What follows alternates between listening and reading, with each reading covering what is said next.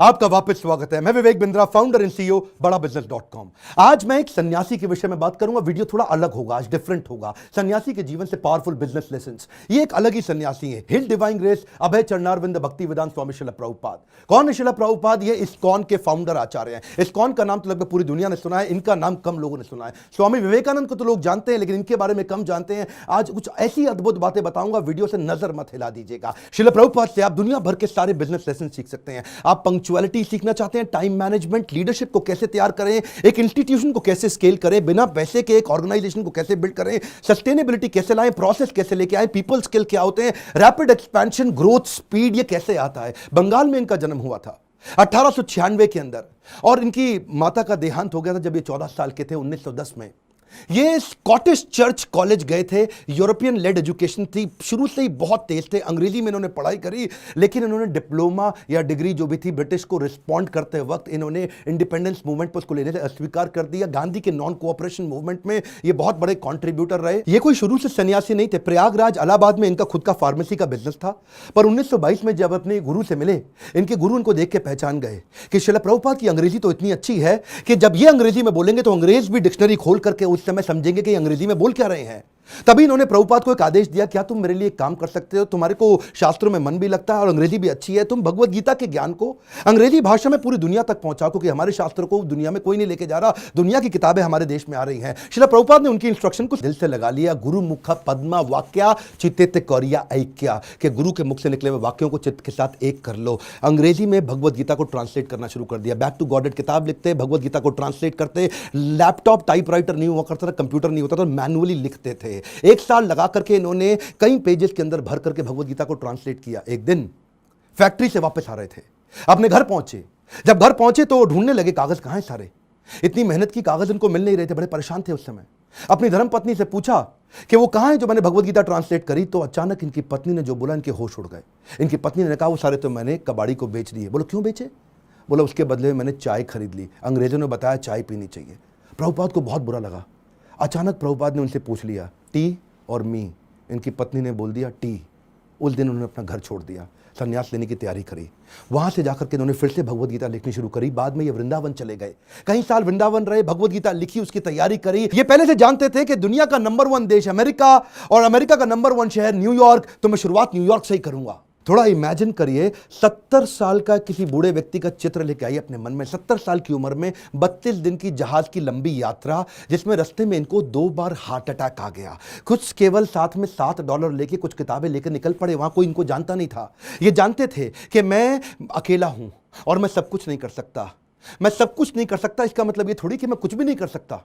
मैं सब कुछ नहीं कर सकता, इसका मतलब यह नहीं कि मैं कुछ भी नहीं कर सकता, क्योंकि मैं कुछ कर सकता हूं तो मैं कुछ कर लूंगा, और कुछ कुछ कर करके मैं सब कुछ भी कर दूंगा। और वो हिम्मत लेकर के निकल पड़े। वहां पहुंचे टॉम्स्किन स्क्वायर पार्क न्यूयॉर्क के अंदर। उन दिनों वियतनामीज और यूएस का वॉर चल रहा था, जिसके कारण वहां बहुत हिप्पीज आ गए थे। हिप्पीज वो हुआ करते थे जो सड़क पर लेट करके इलिसिट सेक्स करना, नशा करना, वहीं पर नंगे लेटे रहना, 2-2, 4-4, 6-6 महीने तक नहाना नहीं। हिप्पीज ने एक्चुअली डिफाई कर दिया अमेरिका को। अमेरिकन सरकार परेशान थी कि ये लोग अपना घर छोड़ चुके हैं, पूरी तरह स्वतंत्र हो चुके हैं और कुछ भी कर रहे हैं। इन्होंने सोचा क्यों ना इन्हीं के साथ शुरुआत किया जाए। सबसे डिफिकल्ट मैन पावर को उन्होंने कल्टीमेट करने का कोशिश किया, उनको डायरेक्शन दिया ताकि मैं कमिटमेंट ले सकूं। धीरे धीरे उनके लिए कीर्तन करना शुरू कर दिया। इनका रूल क्या था? करेक्शन नहीं, मेडिटेशन। एक बार मेडिटेशन करा के इनको करेक्शन दूंगा बाद में, पहले मेडिटेशन बाद में करेक्शन। और वहां जो हिप्पी हुआ करते थे वो उनकी सुनते नहीं थे, बेइज्जती करते थे, इनके ऊपर सिगरेट का धुआं फेंक देते थे, इनको टॉयलेट की लंबी लाइन में पीछे धक्का मार के खड़ा कर देते थे,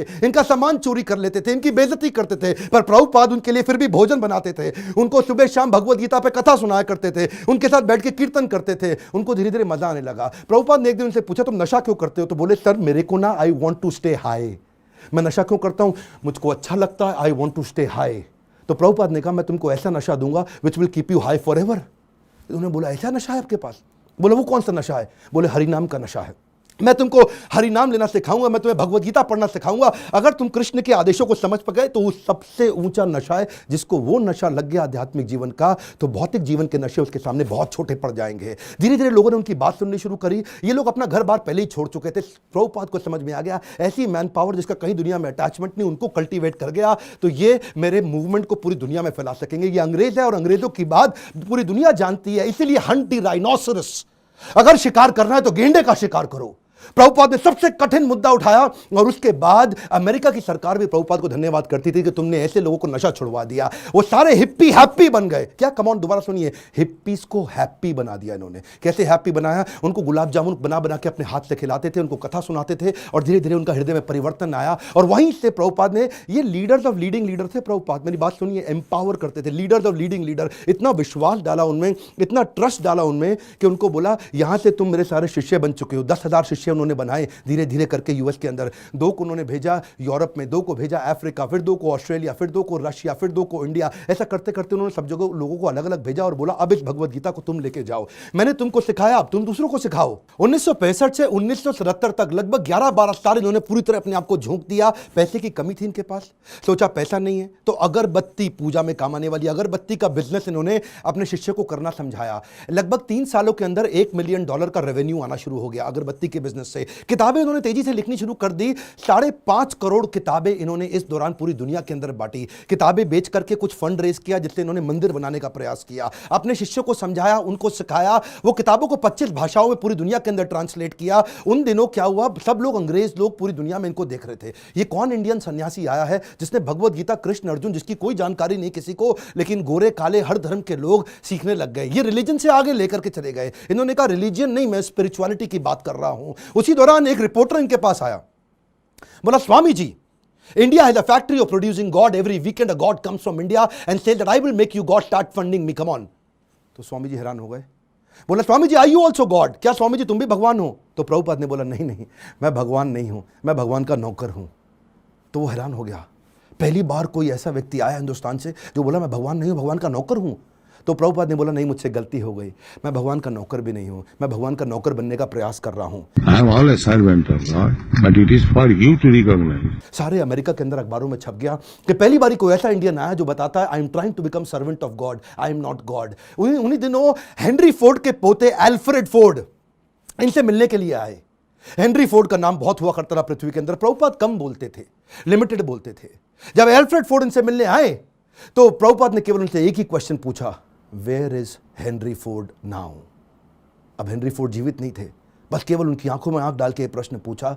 एल्फ्रेड फोर्ड उसी समय घबरा गए। उनको समझ आ गया कि ये जीवन किसी के लिए नहीं है, कोई नहीं बचने वाला यहाँ पे। और उसी दिन उन्होंने प्रभुपाद को सरेंडर कर दिया और उनसे कहा मुझे भी भगवत गीता सिखाइए। ये ऐसे संत सन्यासी है जिनके कारण आज पूरी दुनिया के अंदर सैकड़ों हजारों ऐसे मंदिर बने जहां भगवत गीता पढ़ाई जा रही है, सिखाई जा रही है। पाकिस्तान जहां कुछ भी हो रहा हो, लेकिन आज भी इस्कॉन के 12 मंदिर है पाकिस्तान में जहां रोज शाम को भगवत गीता पे कथा की जाती है। ये बड़ा अनइमेजिनेबल था कि कुछ ही सालों के अंदर इन्होंने 6 महाद्वीप, 6 कॉन्टिनेंट के अंदर 108 मंदिर बना दिए। ये तब किया जब वेंचर कैपिटल नहीं था, कोई एंजल फंड नहीं था, प्राइवेट इक्विटी नहीं था, कोई आईपीओ नहीं निकाला, कोई बैंक लोन नहीं है, कंप्लीटली बूटस्ट्रैप्ड, सैलरी देने का पैसा नहीं है, लाइफ टाइम वॉलंटियर्स इकट्ठे किए। 10,000 उन दिनों इन्होंने अपने शिष्यों को लेटर पे लिख लिख के बात किया। इमेजिन करिए, कम्युनिकेशन बहुत स्लो था। मैं सोचता हूं कई बार अगर प्रभुपाद आज होते ना तो भगवत गीता इंडिया की राष्ट्र पुस्तक नहीं होती, पूरे विश्व के अंदर होती। इतनी स्पीड थी प्रभुपाद की। उस समय जब अपने शिष्यों से बात करते थे तो न्यूयॉर्क से साउथ अफ्रीका चिट्ठी भेजते थे। वो चिट्ठी में प्रश्न पूछता था, जवाब देते थे, फिर चिट्ठी वापस आती थी, फिर उसका उत्तर देते थे। इमेजिन करिए 10,000 ऐसे लेटर लिखे इन्होंने, कितना समय की कमी रहा होगा। इनके इतने सारे philosophical issues, managerial issues, personal issues, professional issues, सब पे गाइड किया करते थे। व्हाट्सएप नहीं था, कम्युनिकेशन नहीं था, वहां पे फ्लाइट तेज नहीं जाती थी। बावजूद उसके इन्होंने 12 साल के अंदर 15 बार पूरी पृथ्वी का भ्रमण किया। एक बात समझिए, sales is not about selling, it is about building trust in education. Building trust in education. विश्वास बढ़ाओ, एजुकेट करो, विश्वास बढ़ाओ, एजुकेट करो। दुनिया भर में इतना विश्वास बढ़ा दिया, एजुकेशन बढ़ा दिया भगवत गीता के बारे में कि बीटल्स, जो उस समय बहुत फेमस हुआ करता था, बीटल्स के जॉर्ज हैरिसन ने अपना 70 एकड़ का फार्म वॉटफोर्ड में लंदन के नजदीक इनको डोनेट कर दिया। वो उनका शिष्य बन गया और अपने रॉकस्टार गानों के साथ साथ कीर्तन करने लग गया, हरे कृष्णा। उन्हीं दिनों प्रभुपाद जी साथ साथ इतनी किताबें लिखना चाहते थे, जानते थे मैं बूढ़ा हो गया हूं, सारी चीजें लिख के चला जाऊं ताकि लोग उसको आसानी से फॉलो कर सकें। उन्होंने खुद से लिखना बंद कर दिया, डिक्टाफोन ले लिया। डिक्टाफोन जानते क्या होता है? उस पर ये रिकॉर्ड करते थे और चलते चलते रिकॉर्ड करते थे, बैठे बैठे रिकॉर्ड करते थे। 24 घंटे में से 22 घंटा सेवा करते थे, 2 घंटा आराम करते थे। अनइमेजिनेबल है, मैं थोड़ा आपको बता रहा हूं फिर से, इसको मत मिस करिएगा। 24 में से दुनिया जानती है प्रभुपाद 22 घंटा सेवा करते थे, 2 घंटा रात को 10 से 12 तक आराम करते थे, रात को 12 से सुबह 4 बजे तक किताबें ट्रांसलेट किया करते थे, क्योंकि इनके गुरु का आदेश था किताबें ट्रांसलेट कर करके रिकॉर्ड करते थे उसको, जानते थे मैं लिखूंगा टाइप करूंगा टाइम लगेगा, शिष्यों को बोलते थे तुम रिकॉर्डिंग को सुनो उसको टाइप करो। उसी समय टेक्नोलॉजी का इस्तेमाल करते थे। डिक्टाफोन के बाद माइक्रोफोन आया, माइक्रोफोन पे करने लगे। सुबह की साधना करते, मंदिर में मंगल आरती करने के बाद, जब करने के बाद जब बाहर वॉक करने निकलते 1 घंटा वॉक करते, शिष्य को साथ में लेते, उस समय फिर से ट्रांसलेट करते, शिष्य माइक पकड़ के चलते रहते, ये मॉर्निंग वॉक पे फिर से ट्रांसलेट करते। जानते थे इनके पास समय कम था। प्रभुपाद ने अपने 12 साल के अंदर वो काम किया जो कि बिल्कुल अकल्पनीय है। इसमें मैं आपको एक बात सिखाना चाहता हूं, इसको बोलते हैं EFA, elephantine focused advantage. Elephantine focused advantage, इसको बोलते हैं अव्यर्थ कालत्वम।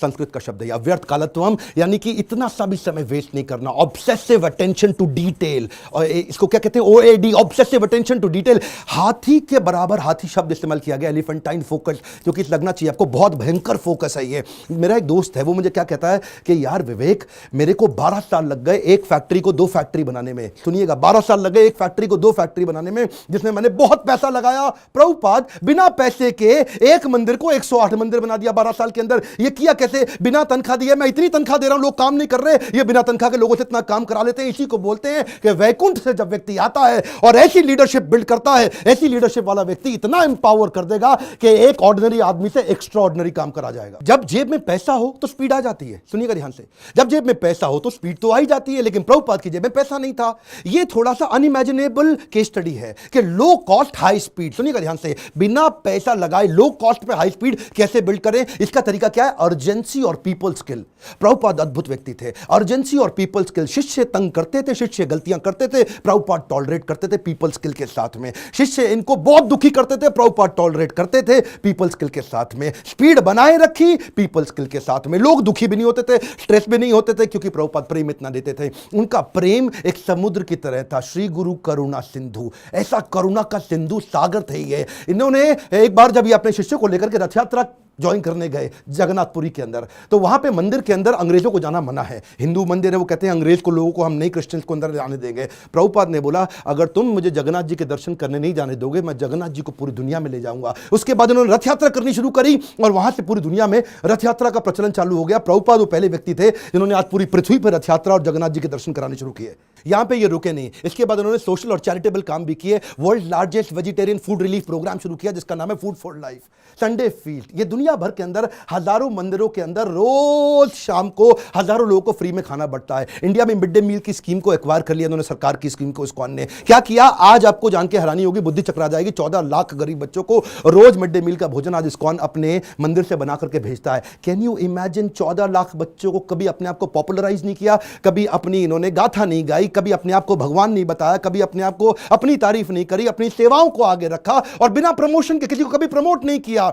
जानते हैं अमेरिका के अंदर भी आपको तो मालूम है स्टीव जॉब्स का स्टैनफोर्ड यूनिवर्सिटी का वो लेक्चर जहां पे उसने खुद ही माना था कि मैं रोज, मेरे पास पैसा नहीं हुआ करता था, एक खाना खाने के लिए एक बार का 7 मील पैदल चल के हरे कृष्णा मूवमेंट पे फ्री का खाना खा के आया करता था। I would walk the 7 miles across town every Sunday night to get one good meal a week at the Hare Krishna temple. वैसे एक बात बताऊं, सुषमा स्वराज बोल बोल के थक गई थी कि भगवत गीता को राष्ट्रीय पुस्तक घोषित कर दो, श्रीमद् भगवत गीता को राष्ट्रीय पुस्तक घोषित किया जाए। आज ये प्रभुपाद के चलते न्यू जर्सी की सेटन हॉल यूनिवर्सिटी के अंदर भगवत गीता को कंपलसरी कर दिया। हरे कृष्णा मूवमेंट से भगवत गीता को लेके कैम्ब्रिज इंटरनेशनल यूनिवर्सिटी यूके के अंदर 2020 से वहां पे भी किताबें कंपलसरी कर दी कि भगवत गीता सिखानी चाहिए। क्यों? क्योंकि ये आपको वैल्यूज देंगी, मोरालिटी देंगी, कैरेक्टर देंगी, एथिक्स देंगी, प्रिंसिपल देंगे, ताकि आप एक इंसान को मजबूत बना सको। बहरहाल उनके पास समय कम था। 1977 में जब वो शरीर छोड़ने वाले थे, उनका वजन आधा हो चुका था, इतने पतले, इतने कमजोर हो चुके थे कि उनके शरीर पे स्किन बची नहीं, हड्डियां और नसें बची थी। जब डॉक्टर भी मिलना आता था ना, उसकी भी बुद्धि चकरा जाती थी कि मैं कैसे दबाऊं, कहीं ऐसे नसों से हड्डी में लुक चुप के दर्द ना होने लग जाए इनको। शिष्य लोग आसपास देखते थे डॉक्टर का मुंह कितना इंच खुला हुआ है, ऐसा ऐसा। डॉक्टर हैरान होता था, इंच नापते थे ऐसा कि ये कैसा व्यक्ति कर रहे हैं ये। इस समय कॉन्शियसनेस को बिल्ड करना पॉसिबल ही नहीं है। प्रभुपाद के सारे ऑर्गन्स काम करना बंद कर चुके थे, उनकी उम्र बहुत ज्यादा हो चुकी थी, लेकिन उस समय डेथ बेड पे, क्षमा चाहता हूं गलत शब्द यूज कर रहा हूं, ऐसे लोगों की कभी डेथ नहीं होती, लेकिन उस समय उस बिस्तरे पे भी लेट करके प्रभुपाद शरीर छोड़ने से पहले भी ट्रांसलेट कर रहे हैं भागवतम को कि मेरे जाने से पहले मैं अपने गुरु के आदेश को पूरा करके जाऊं। अद्भुत। डॉक्टर बोला संभव ही नहीं है, ये बिल्कुल पॉसिबल नहीं है। So, if we have the chance of association with devotees, जानते हैं ये प्रभुपाद ऐसे व्यक्ति थे, जाने से पहले इन्होंने पूरा मैनेजमेंट मैनकॉम, कॉर्पोरेट्स के अंदर ना मैनकॉम होता है, मैनकॉम का मतलब क्या, मैनेजमेंट कमिटी। तो प्रभुपाद चाहते थे मैं इसको फैमिली रन बिजनेस की तरह ना चलाऊं, इसको इतना प्रोफेशनल कर दूं, जैसे बड़े कॉर्पोरेट्स होते हैं वो फैमिली की तरह नहीं चलते, प्रोफेशनल तरीके से चलते हैं। उन्होंने एक मैनेजमेंट कमिटी बनाई, 12 लोगों की लीडरशिप तैयार करी, बोला जो भी डिसीजन होगा, जो भी पॉलिसी होगी, ये 12 लोग मिलकर के करेंगे, ताकि कभी भी करप्शन ना लेकर के आए। जब भी अकेले का खुद का बिजनेस होता है तभी करप्शन आता है। कई ऐसे गुरुजी हैं जिनके बेटे भी अपने आप गुरु बन जाते हैं, उनके बेटे भी अपने आप गुरु बन जाते हैं। यहां पे केवल काबिल व्यक्ति को गुरु बनाया जाता है, यहां पे गुरु को नहीं प्रमोट किया जाता, यहां भगवत गीता को प्रमोट किया जाता है। एकर्स ऑफ एकर्स प्रॉपर्टी बना ली प्रभुपाद ने, लेकिन अपने बच्चों के नाम पे एक प्रॉपर्टी नहीं करके गए, सब कुछ सोसाइटी के नाम पे कर दिया। प्रभुपाद कहते थे कि बिलीफ स्पिरिचुअल होगा और बिहेवियर प्रोफेशनल होगा। सिस्टम सुनिए, कम ऑन, बिलीफ स्पिरिचुअल होगा और बिहेवियर प्रोफेशनल होगा। वो क्या कहते थे, प्रिंसिपल ग्लोबल है, ग्लोबल प्रिंसिपल पूरी दुनिया में एक जैसे होंगे, लेकिन रिसोर्सेज लोकल होंगे। अगर आपको पैसा चाहिए तो लोकल जगह से रेज करो, लोकल जगह पे खर्च करो। पैसा ना इस देश से उस देश जाएगा, ना उस देश से इस देश आएगा। प्रिंसिपल ग्लोबल होंगे और खर्चा रिसोर्सेज लोकल होंगे। यही मैं आपको बताना चाहता हूं। अगर इस प्रकार की लीडरशिप आप बिल्ड कर सके तो आपको जिंदगी के अंदर इसके लिए लीडरशिप क्वालिटी चाहिए, और वही मैं सिखाता हूं अपने प्रोग्राम्स के अंदर। इसको बोलते हैं लीडर, जिससे आप सारे स्पिरिचुअल भी और बिजनेस भी सारे लेसन एक साल ले सकते हो। रियल लीडरशिप वीडियो को डाउनलोड व्हाट्सएप पे करके पूरे देश में पहुंचाइए। स्वामी विवेकानंद को जानते हैं, श्रील प्रभुपाद को भी पहुंचाएंगे पूरी दुनिया के अंदर। भारत रत्न मिलना चाहिए ऐसे व्यक्ति को, ये मेरी आपसे प्रार्थना है। बहुत सीरियस हूं मैं आज, मैं अपने दिल से बोल रहा हूं। सारे व्हाट्सएप ग्रुप में, सारे फेसबुक ग्रुप में, अपने यूट्यूब चैनल पे इस वीडियो को निकाल के अपलोड करिए, पूरी दुनिया में पहुंचाइए।